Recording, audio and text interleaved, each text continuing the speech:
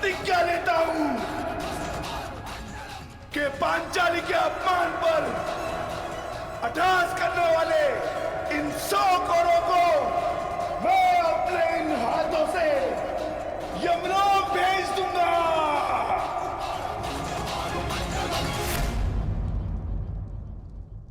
ये मत समझना कि वन में हम विश्राम करेंगे दुर्योधन। हर पल प्रतिशोध की अग्नि में जलेंगे और जब लौटेंगे तो इतने बाण बरसेंगे, अंधकार छा जाएगा हस्तिनापुर के भविष्य पर। महायुद्ध होगा।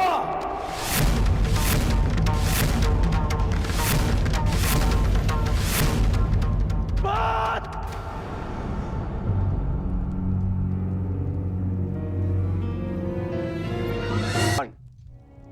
आज द्रौपदी का सम्मान भंग हुआ तो उसका कारण दुर्योधन के प्रतिशोध से अधिक युधिष्ठिर का लालच था। और अब वनवास भी तुमने स्वयं पाया। मैं ये नहीं कहता इस सभा में जो हुआ वो उचित था। दुर्योधन ने जो किया वो धर्म था। तुमने भी अधर्म किया। तुम्हारे साथ जो हुआ उसका कारण तुम्हारा मिथ्या धर्म है, तुम्हारा लालच है। तुम्हें लगा कि एक बार और युद्ध खेलकर कौरवों को सदा के लिए वन में भेज दोगे। तुम्हें लगा कि यही अवसर है, खेल लो। परंतु अवसरवादी वीर नहीं होते। वीर वो होते हैं जो हर क्षण को अवसर बना दे। यदि आज तुम ये दूसरा दांव ना खेलकर युद्ध करते तो सौगंध अपने गुरु परशुराम की कि अपने आत्मग्लानि के निराकरण के लिए मैं स्वयं अपना कवच निकालकर तुम्हारे चरणों में रख देता और तुमसे कहता कि मेरा सर धड़ से अलग कर दो। परंतु तुम सब कायर हो। तुमने युद्ध चुना, युद्ध नहीं। द्रौपदी का मान भंग करने के उत्तरदायी तुम पांचों भाई हो। जब देखो नियम और धर्म का बखान करने वाले। जानते भी हो कि नियम और धर्म क्या है। नियम और धर्म वो होते हैं जो समाज और मनुष्य के कल्याण के लिए होते हैं, और जो नियम और धर्म विनाश ले आए वो अधर्म है। और इस बार ये अधर्म तुम सबने किया है। धर्म और अधर्म का निर्णय इस सभा में नहीं होगा कर्ण। बीतने दो 13 वर्ष, उसके पश्चात होगा यह निर्णय। उन 13 वर्षों के पश्चात कर्ण युद्ध भूमि में तुम्हें सबसे आगे खड़ा मिलेगा। तुम भाई जिसे धर्म युद्ध कहते हो, मैं उसे तुम जैसे धर्म को ना समझने वालों के विरुद्ध महायुद्ध कहता हूं। ये युद्ध प्रतिशोध के लिए नहीं होगा, ये धर्म युद्ध होगा। धर्म और न्याय की स्थापना के लिए होगा, साधुओं के परित्राण के लिए, दुष्कर्मियों के नाश के लिए होगा। जब खेत में खरपतवार इतनी बढ़ जाए कि रोकी ना जा सके तो उसे जलाकर भस्म कर दिया जाता है, ताकि उसकी भस्म की नींव पर नई फसल जन्म ले सके। एक नए संसार के लिए, एक नई व्यवस्था की स्थापना के लिए, सुनहरे भविष्य के लिए, कलंकित वर्तमान के विरुद्ध युद्ध होगा। इस सृष्टि का सबसे बड़ा युद्ध होगा। उनके विरुद्ध जिनके हाथों में मैं भारत का भविष्य सुरक्षित नहीं समझता। तुम्हारे धर्म की विद्या सोच और मेरे परिवर्तन की प्रतिज्ञा के मध्य होगा महायुद्ध, होगा महाभारत। ऐसा युद्ध जो ना पहले कभी हुआ है, ना इसके पश्चात होगा। होगा महाभारत।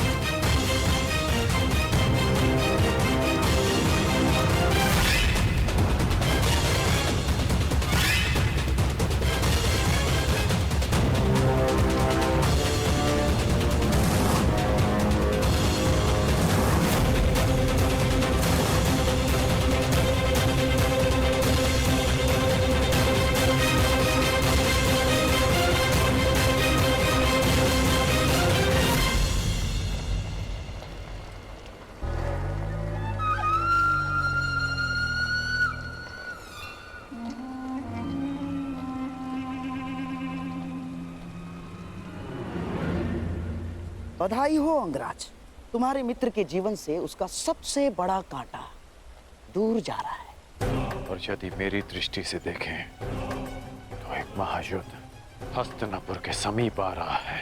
ना, कोई युद्ध मेरे दुर्योधन के निकट नहीं आ सकता अंगराज। 12 वर्ष के वनवास के पश्चात उस 1 वर्ष के अज्ञातवास में पांडवों को हम ढूंढ लेंगे और फिर से उन्हें 12 वर्ष के वनवास पर जाना होगा और ये चक्र सदैव चलता रहेगा अंगराज। और पांडवों का वनवास उनकी मृत्यु से पूर्व समाप्त नहीं होगा।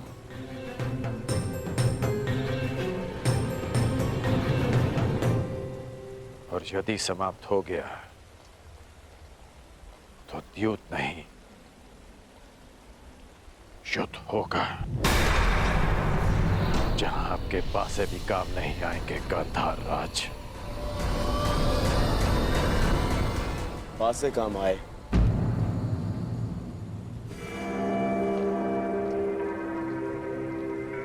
क्या ना आए, मुझे तो इस बात की प्रसन्नता है कि आज मेरा मित्र मेरे काम आया।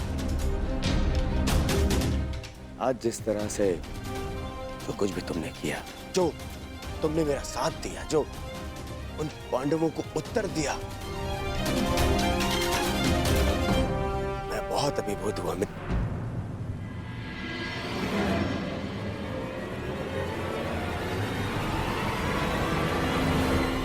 आज का दिन बहुत लंबा था युवराज, विश्राम करने के लिए आज्ञा दीजिए।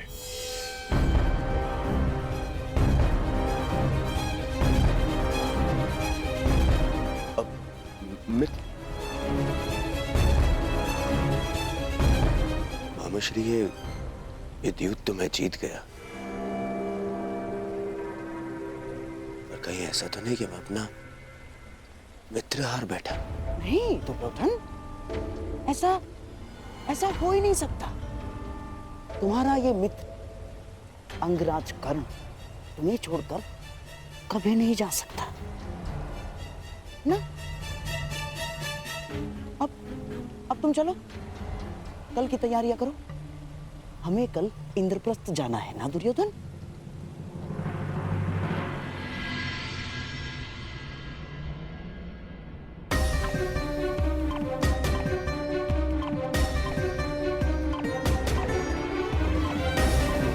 ये भूमि पर जलने के चिन्ह कैसे हैं?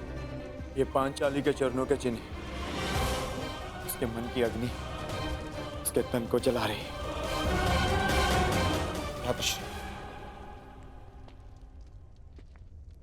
पांचाली को तो ये भी ज्ञात नहीं कि हम 12 वर्ष का वनवास लेकर आए हैं। तुम्हें न्याय मिलेगा पांचाली, परंतु इस समय अन्याय के तुला के एक और पल्लड़े से मिलना शेष है।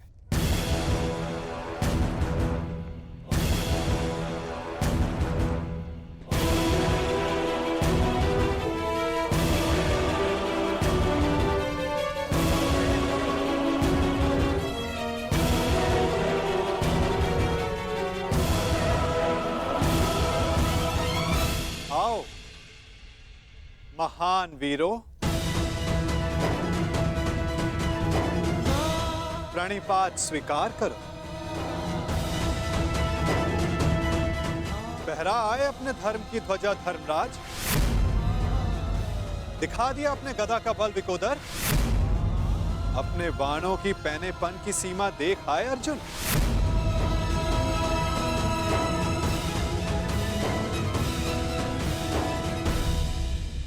हमें क्षमा कर दीजिए केशव,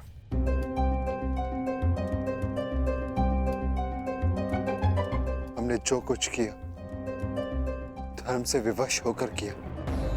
कदाचित दुर्योधन का भी यही कहना होगा कि उसने जो कुछ भी किया धर्म के तले किया, परंतु धर्म क्या है, उसकी सीमा क्या है, क्या यह सब जानने का प्रयास आप सब में से किसी ने किया?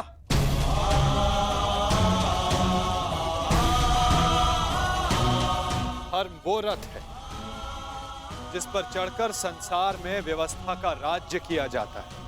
धर्म वो बाण नहीं जिसे हाथ में लेकर अधर्म को तांडव करने दिया जाए। अंधकार में रोशनी देने वाली मशाल यदि हाथ को जला दे तो उसे भी बुझा दिया जाता है।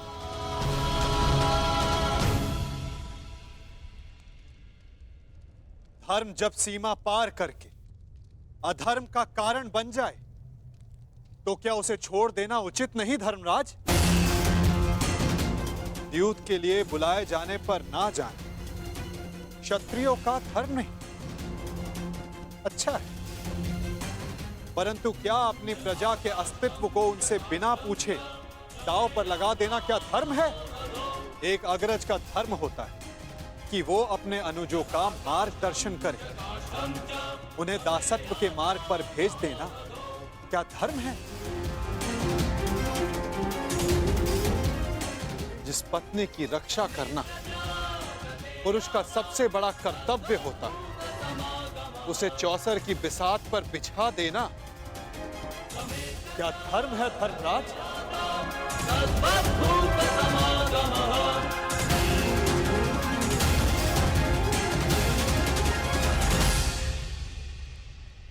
हम क्षमा चाहते हैं वासुदेव। मैं क्षमा नहीं करूंगा। क्षमा करने का अधिकार मेरा नहीं, पांचाली का है। पूछो उससे, क्या उसका टूटा हुआ विश्वास तुम सबको क्षमा करेगा?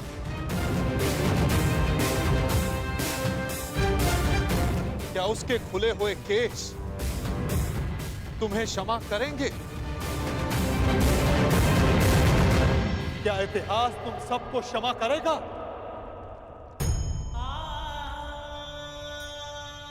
क्षमा तो हम स्वयं को भी नहीं कर सकते केशव। बस एक अवसर चाहिए। अब आप क्रोध में आकर हमारा साथ मत छोड़ जाइएगा। स्मरण रखना धर्मराज, मैं किसी के साथ नहीं, मैं इस समय केवल विरुद्ध हूं। हर उसके विरुद्ध जिसने पाप किया या मौन रहकर पाप सहा। यदि मैं किसी के साथ हूं तो केवल स्त्री के मान के साथ हूं। मैं केवल द्रौपदी के साथ हूं। आप बिल्कुल ठीक कह रहे हैं केशव। हमने जो अपराध किया है वो क्षमा करने योग्य नहीं है।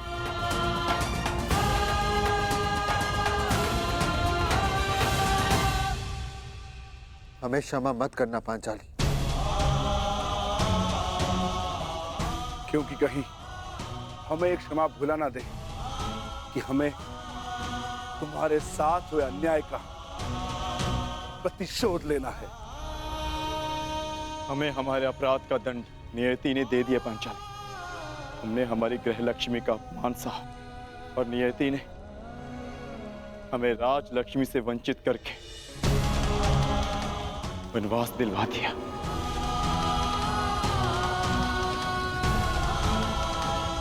बारह वर्ष का वनवास और 1 वर्ष का अज्ञातवास।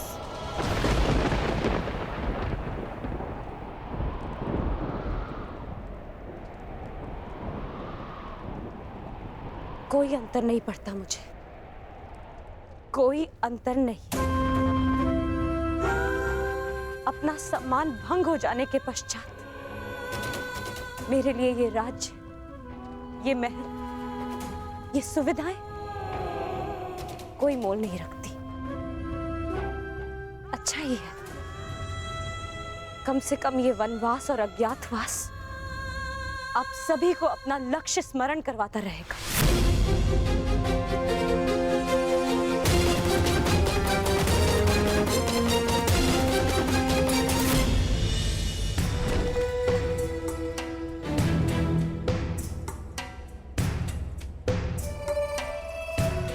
मित्र।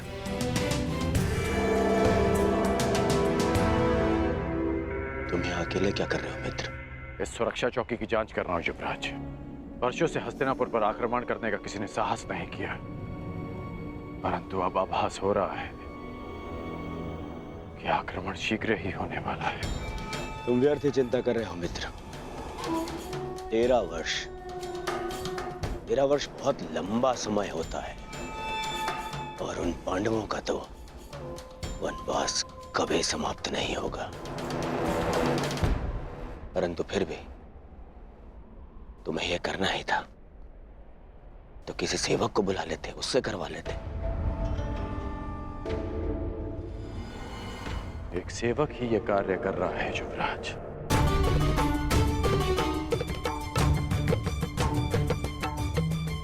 ऐसा मत कहो मित्र, यह आनंद का समय है। इंद्रप्रस्थ जीत लिया है मैंने। मेरे साथ इंद्रप्रस्थ चलकर मेरे आनंद में भागीदार बनो। जो पाप में भागीदार बन जाए वो केवल यंत्रणा में भागीदार बन सकता है, आनंद में नहीं युवराज। तुम मुझे बार बार युवराज क्यों कह रहे हो? मैं तुम्हारा मित्र हूं, तुम मेरे मित्र हो, मित्र कहो मुझे। भरी सभा में अपने मित्र और उसकी मित्रता को लज्जित किया आपने। आपकी मित्रता उसी समय समाप्त हो गई जब आपने अपने मित्र के शस्त्र अपनी सेवा में ले लिए। आपके मित्र के बार बार कहने के पश्चात भी आपने एक स्त्री को लज्जित किया, उसे अपमानित किया। अब जो आपके सामने खड़ा है वो केवल आपका सेवक है।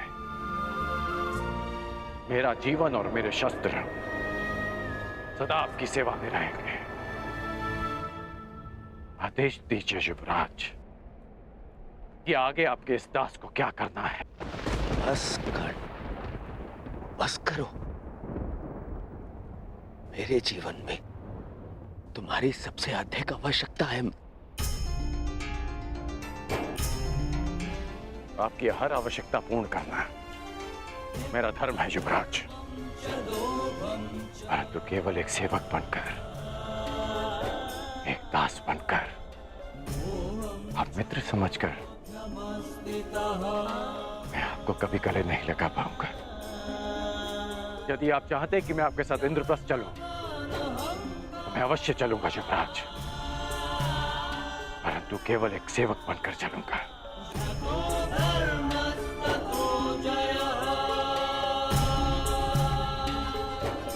अपने दास को आज्ञा दीजिए युवराज। बड़ी बात।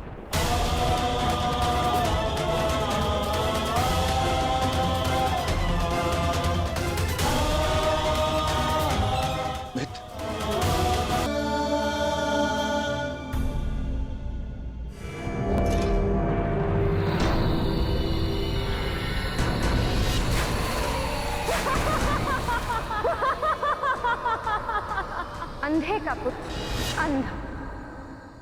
दुशासन, ये वही स्थल है। हाँ, मैं गिरा था। यही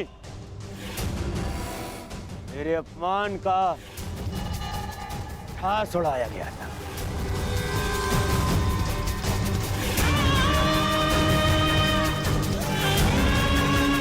इस स्थान को तोड़वाकर इसे समतल बना दो। इस माया महल के हर एक भ्रम को भंग कर दो और यहाँ वो चिन्ह स्थापित करो जो संसार को यह बताता रहे किस प्रकार दुर्योधन ने अपने अपमान का प्रतिशोध लिया था।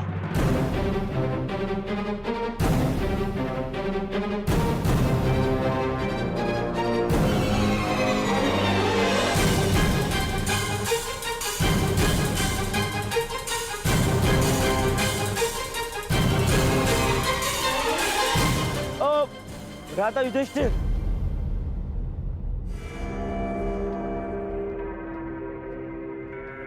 अरे मेरे पांडव भाई जा रहे हैं, परंतु जब भाई दूर जा रहा हो तो दूसरा भाई उसे भेंट दे। ये रीति है ना मामाश्री? हाँ। तो इन भाइयों के लिए इस भाई की ओर से एक छोटी सी भेंट।